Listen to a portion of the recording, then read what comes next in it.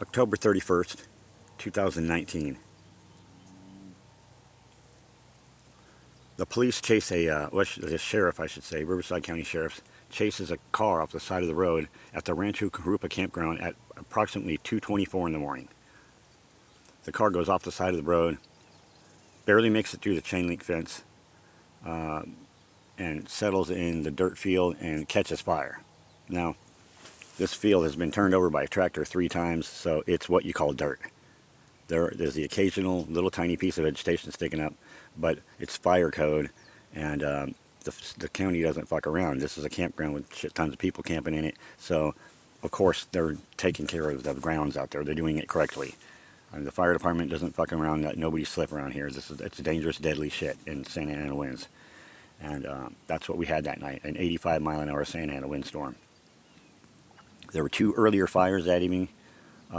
One was at Pyrite, and one was at, they called the Fairmont fire. I think they were like 17 and like 3 acres. They had been totally contained for hours, like 3 or 4 hours by the time this fire here started. So anyway, they all run up to the car. There's 2 guys in it. They arrested 2 guys and put them in a car and shipped them out of there back to the jail.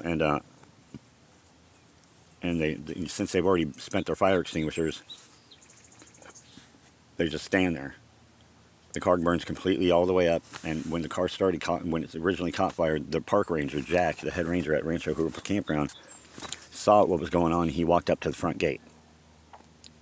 Now, he wasn't hiding from anybody. It just happened to be that where he stands, where the car was burning down the street a couple hundred feet, they're looking towards floodlights that are illuminating the front of the campground, and he's standing behind them, so he's just advantageous in the spot. The only spot he can really kick it to watch, you know. It's just advantageous that he's not able to be seen.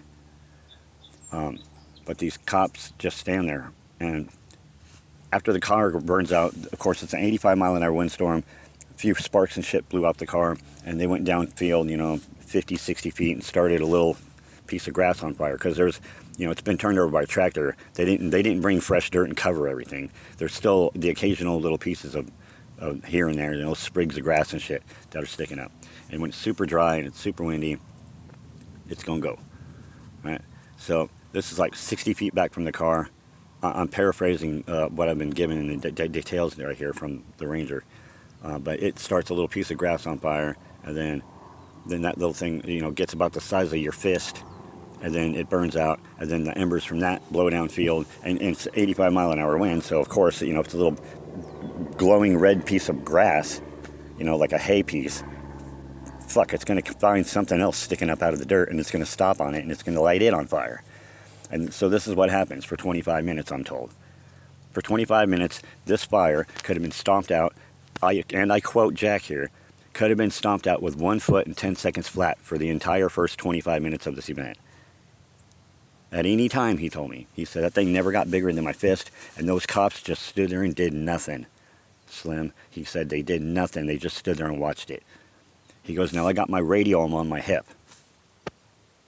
And the fire department was not broadcast. It was not dispatched. He's a park ranger. He's got the fucking, I think it's park policy, if I'm not mistaken, Riverside Parks policy, that, you know, whoever the ranger is at wherever people are at has to have the county fire dispatch whenever there's a high wind event. I mean, it only makes sense. So the fire hopscotches behind this car, and after 25 minutes, it crossed 1,200 feet of field. At the back of the field, it's wild land. There's a big portion of it's a wild. It's on, you know, this campground sits in a wildlife reserve, so it's part of the natural flora and fauna, and it goes up like a Roman candle. He told me that, you know, like 2 seconds later, this thing was like a 100-foot wall of flames. And he goes, and still nothing. Nobody gets broadcast. They just continue to watch it. And continue to watch it, and continue to watch it. And it burns for another 25 minutes, 25 minutes, until it hits the neighborhood at the bottom of Rio Road and starts affecting properties. There's a gentleman named Juan. He lived all the way at the end of Rio Road. He had some hay bales on the north side of his house, and they caught fire. And in a mad rush to try and save his house, he grabbed his Bobcat tractor and tried to pick up the bales of hay and get him away from there. And what ended up happening was the plastic string that holds the bale hay together, because it's not like the old days when they used wire. That's plastic string. When the plastic string melted through, now you're talking 40,000 glowing red embers being scattered for fucking a country mile behind that, right into the meadow where I'm camped out at, making my liquor. And man, I wake up in a world of fire because I don't know what's going on. I got no warning, which kind of pisses me off. They knew where I was. They knew I was out there, but I don't. It's just insane. That evening earlier, at 1:46 a.m., and I have the proof in my files that I share with my text and speech documents. My computer is always communicating with Google, and it monitored when I turned on my GPS. It says the time and the place that my GPS went on, and the time and the place it was when it went off. And I had it on for 5.5 minutes that night at 1:46 a.m. Okay, the neighborhood went up in flames at 2:24, and in Jurupa Valley, the Santa Ana winds come from the north-northwest. And I can go on a satellite view, and you can see my little camp still in the photos on Google. Okay, there's my camp. Okay, there's where the fire started. It's on the dot. It's on the dot, north-northwest of my location. Okay, the fire department was not dispatched, until Juan's house was fully engulfed in flames. And once the hay bale incident happened, that was good, because they're trying to take me out, was what they were doing. I had just received, after 17 years, the copy of the show that allows me to finally go to court and sue John Langley and Malcolm Barber, the producers of the Cops TV show. It took me 17 years to get this footage, because it was not available on their website.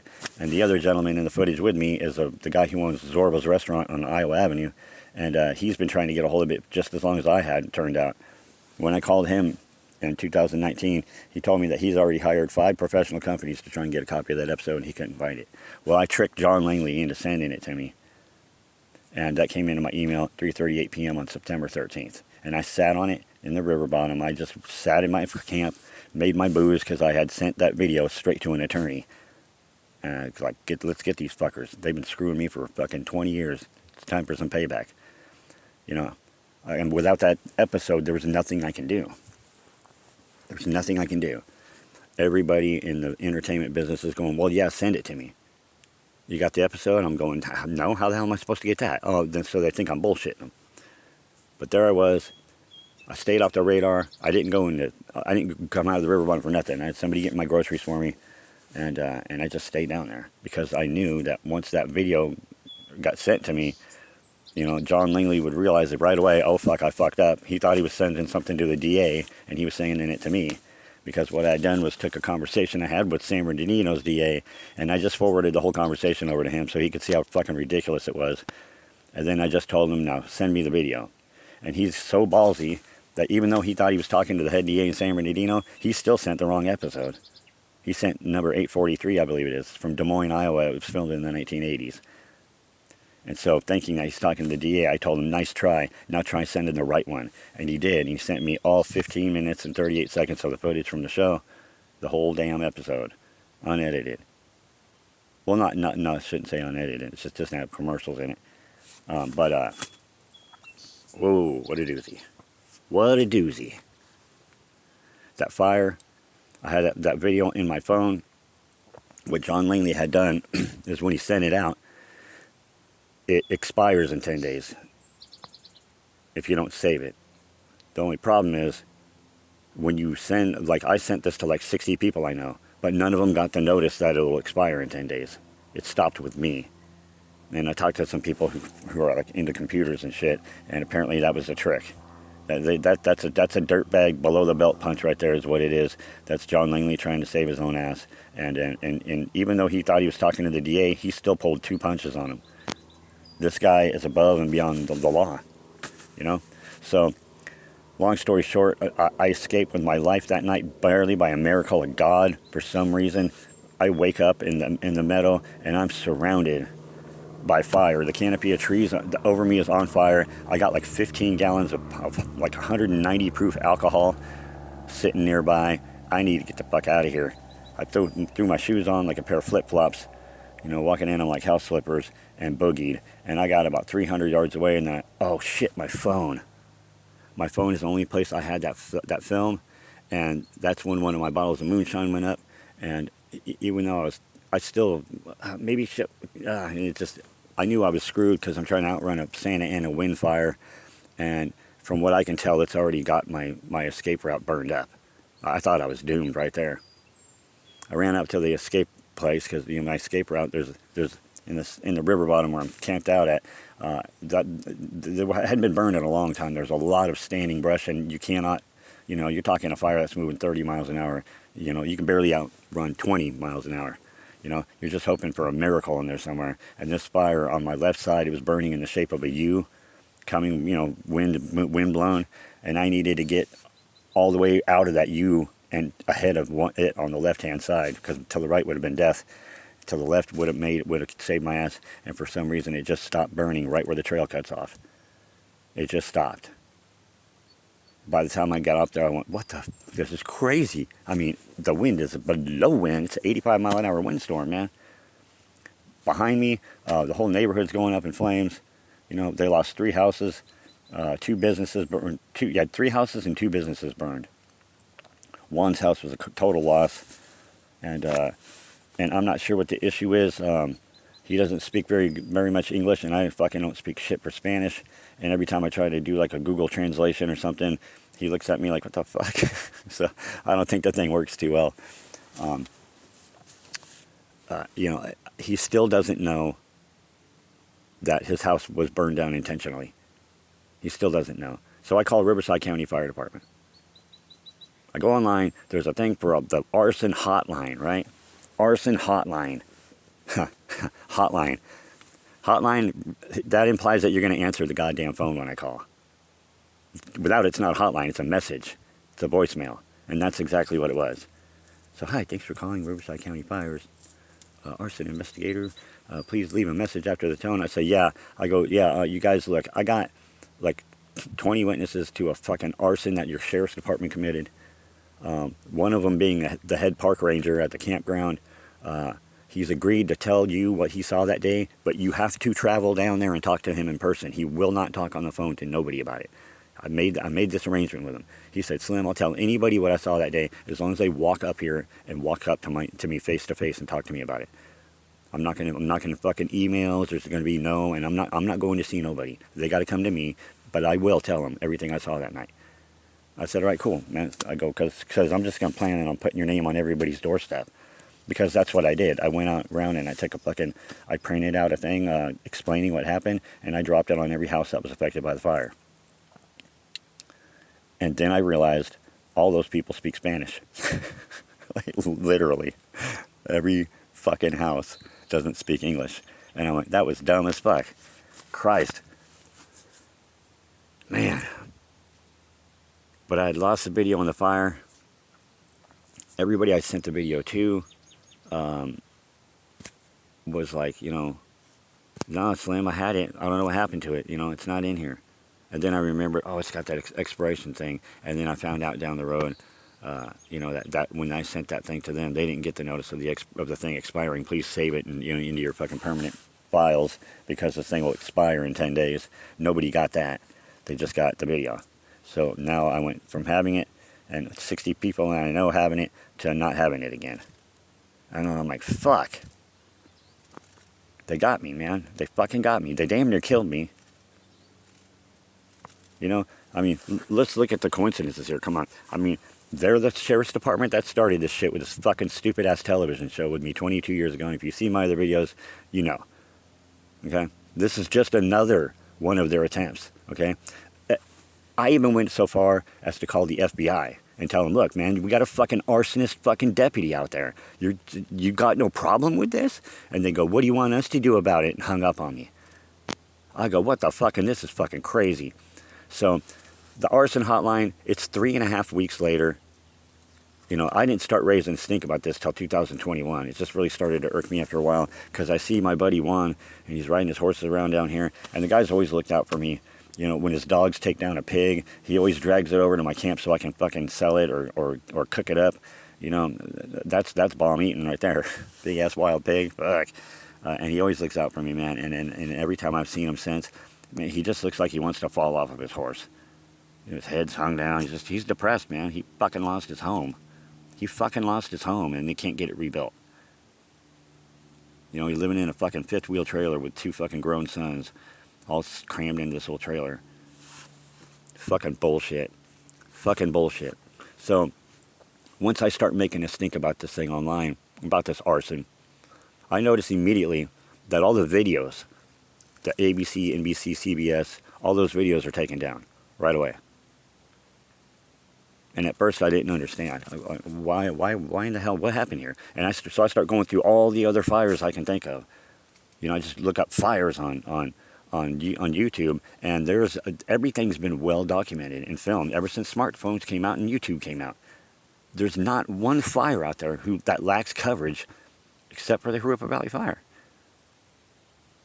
What they did leave was they took one.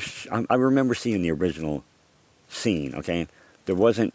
Everything's not black everywhere. There was a little thin black stripe of ash behind where the car burned, because it's sitting in a fucking dirt field. Dirt field. You know what I mean?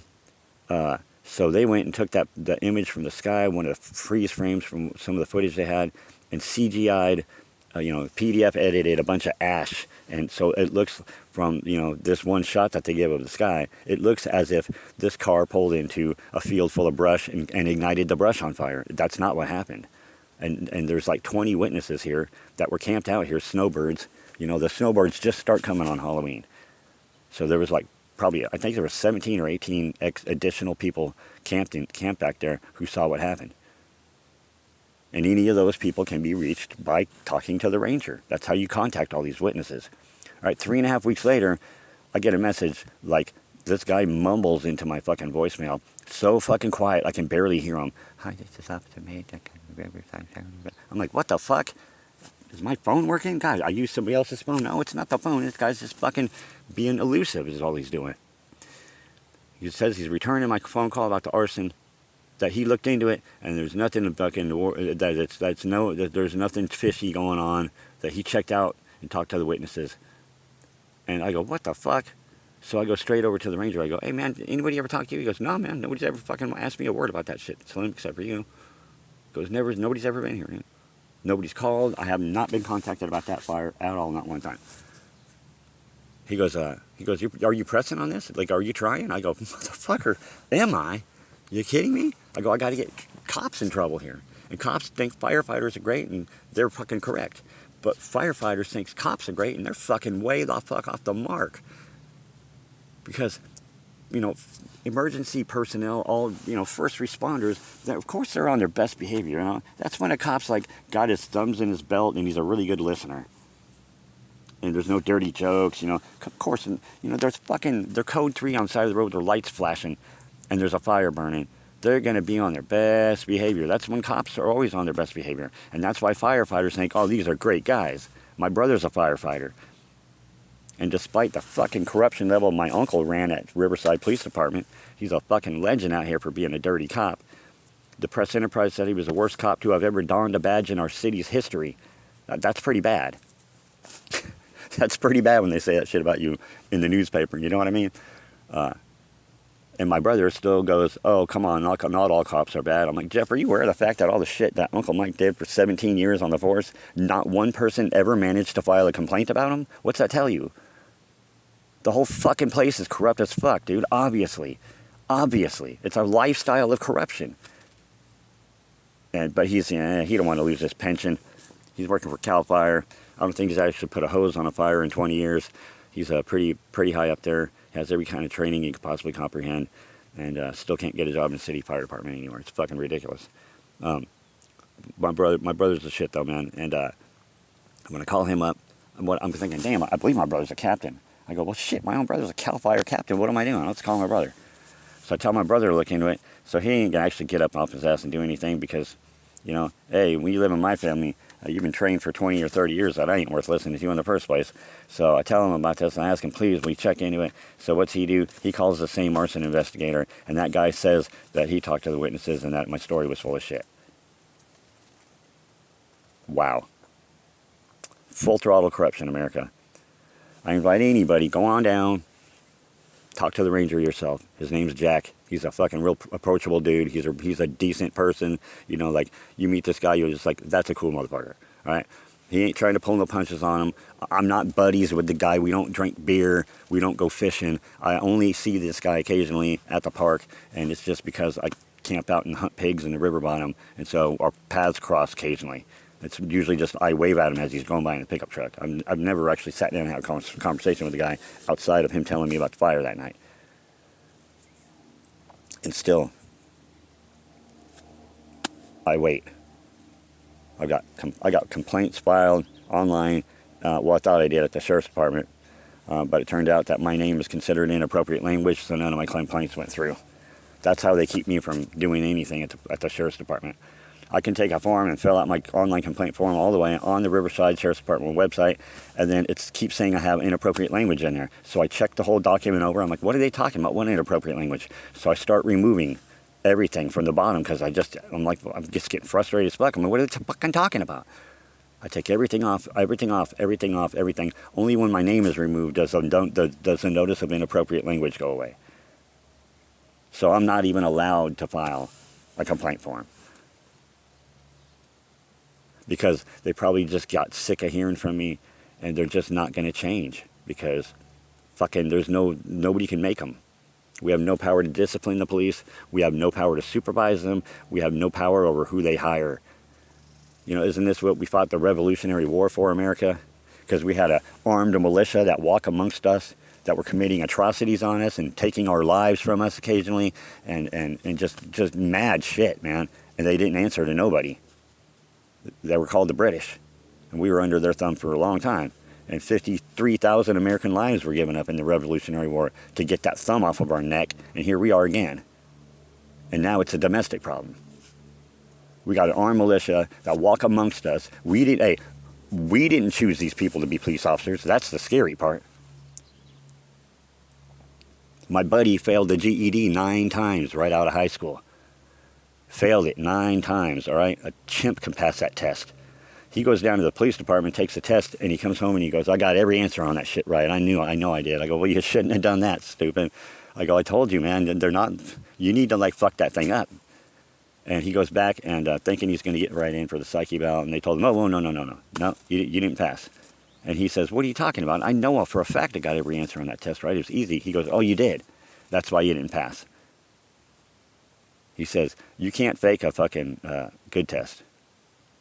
So you're not allowed to apply for a job with any police department in California anymore, except for the LA County Sheriffs and the CHP.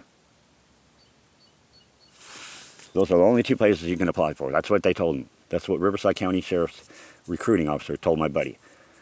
Word for word.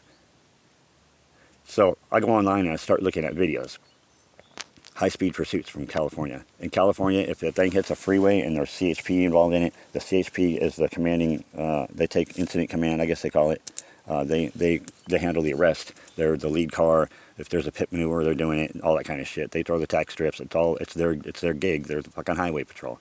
All right? So I start watching these highway patrols pursuits. And, well, it's just all pursuits. You know, it's on YouTube. But I'm making sure that they're all in California. It seems to me that every fucking single time there's an arrest, and it's a local cop, the guy gets kicked in the head, slammed into the car, they release the dog on him by accident, quote unquote, you know, everybody's just down there bombing on the motherfucker. He's got his hands behind his back. It's fucking totally inappropriate. They know it's going to cost the city a $500,000 lawsuit, but they just don't give a shit. These are cops, and they don't answer to you. Fuck you. What are you going to do about it? There's no political pressure that's going to oust a police officer from his job. The only reason Chauvin ever went to fucking prison was because they did $500 million of damage burning shit up in Minneapolis. It took $500 million to get a cop fucking finally prosecuted. $500 million worth of damage. It's insanity. That's insanity. The guy hunted that poor dude like a deer. That was fucking despicable. Despicable. Absolutely despicable. And I also like to point out that when that officer was shot last year, and I'm not going to comment on it because I don't know shit about it, and I don't know that officer, but when that officer was killed last year by that tweaker with a pistol, okay, 600 people cops from other neighborhoods, other towns. I mean, some of these guys are like 80 fucking miles away. Hopped on, active duty, got up and left their posts and came screaming over here. 600 fucking people chased this bastard down and gunned him down. Now, he deserved the shit. Coming, obviously.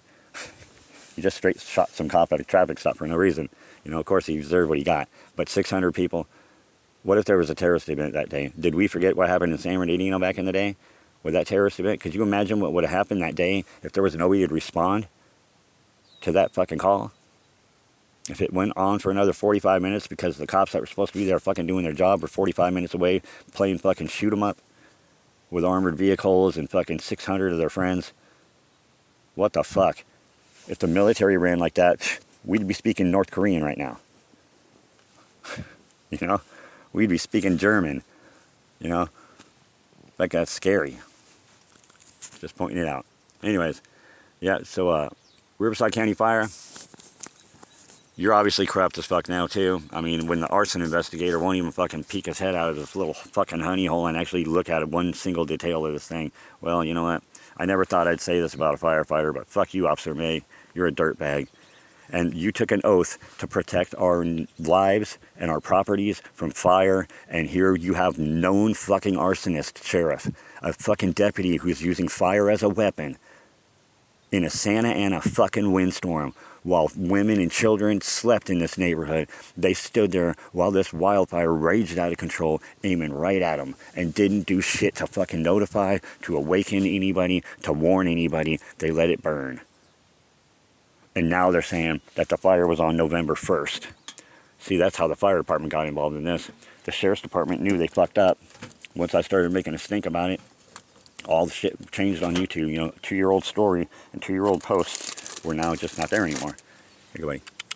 Feed my pet squirrel there. There you go. They just weren't there anymore.